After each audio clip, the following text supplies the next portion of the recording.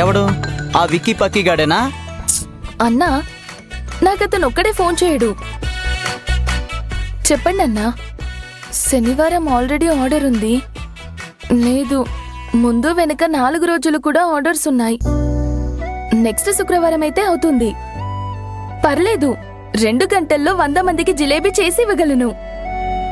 సరే అన్నా, అలాగే. కుక్ చెల్లి, నీ చేతిలో ఏమన్నా ఇనప రాడ్లా? అన్ని ఆర్డర్లు తీసుకుంటున్నావు. నీ వల్ల చేయడం అవుతుందా? అవ్వాలన్నా, డబ్బులు సర్దాలి కదా. నాగు, కాఫీ. ఏమైంది మీనాక్షి? మళ్ళీ అప్పులు వాళ్ళు ఇబ్బంది పెడుతున్నారా? అదేం లేదు మేడం. ఏదైనా ప్రాబ్లం ఉంటే చెప్పొచ్చుగా. పర్లేదు, అడ్వాన్స్ తీసుకో. వద్దు మేడం, అడ్వాన్స్ తీసుకుంటే నెల నెల ఇంటి ఖర్చులకి కష్టమవుతుంది. ఇంకేదైనా హెల్ప్ కావాలా? మీరున్నారనే ధైర్యం చాలు మేడం. అడిగితే మీరు హెల్ప్ చేస్తారు, కాదన్నారు కదా అని ప్రతిసారి మీ హెల్ప్ అడుగుతూ ఉండకూడదు కదా. అది కరెక్ట్ కాదు మేడం. నీ ఆత్మాభిమానం నాకు అర్థమవుతుంది మీనాక్షి. Thank you madam. కష్టాన్ని ధైర్యంగా ఎదుర్కోవడం నేర్చుకో అని మీరే చెప్తూ ఉంటారు కదా. నేను ధైర్యంగానే ఉన్నాను. సమస్యని నేనే ఎదుర్కొంటాను. Very good.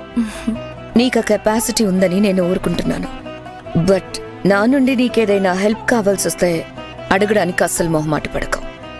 నీకు నేనున్నాను. అర్థమైందా? నాకు తెలుసు మేడం. నాకు కాఫీ తీసుకుంటా.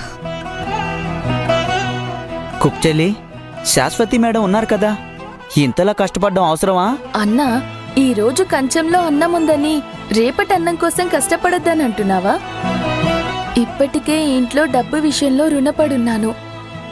నాకు ఈ ఇంటి నుండి సింపతి వద్దన్నా. ఇప్పుడిస్తున్న గౌరవం ఎప్పటికీ ఇలాగే ఉంటే చాలు.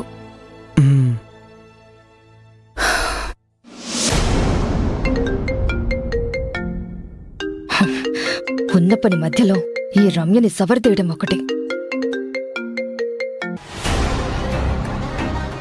హలో రమ్య, ఎలా ఉన్నావు? ఇక్కడ ఏదో రిసార్ట్ లో తీసుకొచ్చి పడేశావు. ఇప్పుడు మళ్ళీ ఎలా ఉన్నావు అని అడుగుతున్నావా?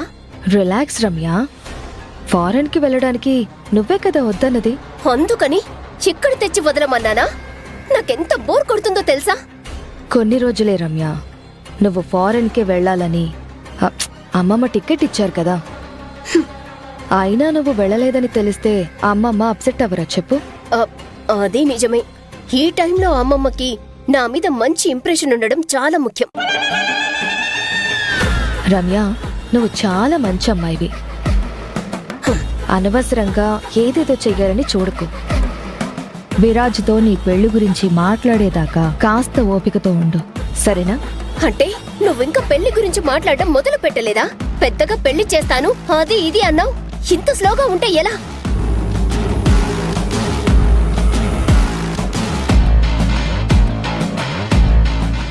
అన్నీ మొదలయ్యాయి.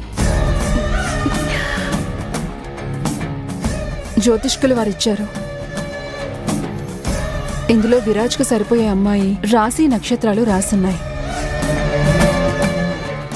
నేను చూడలేదు మిథిలా.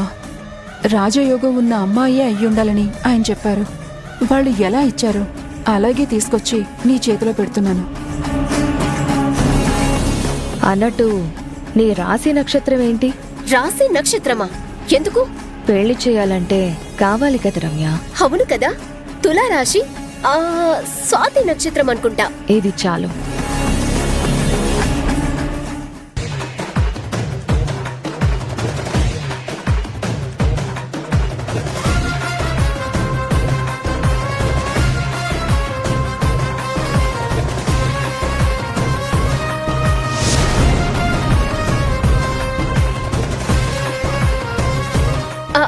చాలా.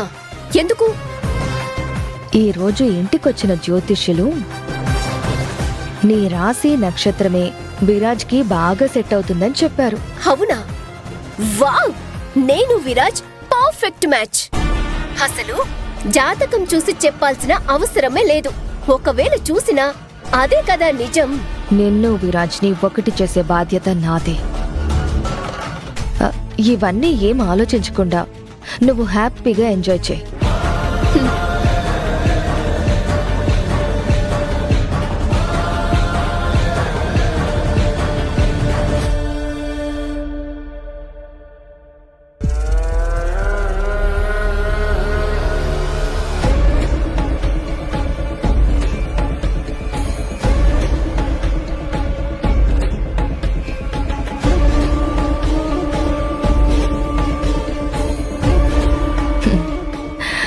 విరాజ్కి ఏ రాశి ఏ నక్షత్రం అమ్మాయి సూట్ అవుతుంది అని డిసైడ్ చేసేది నేను.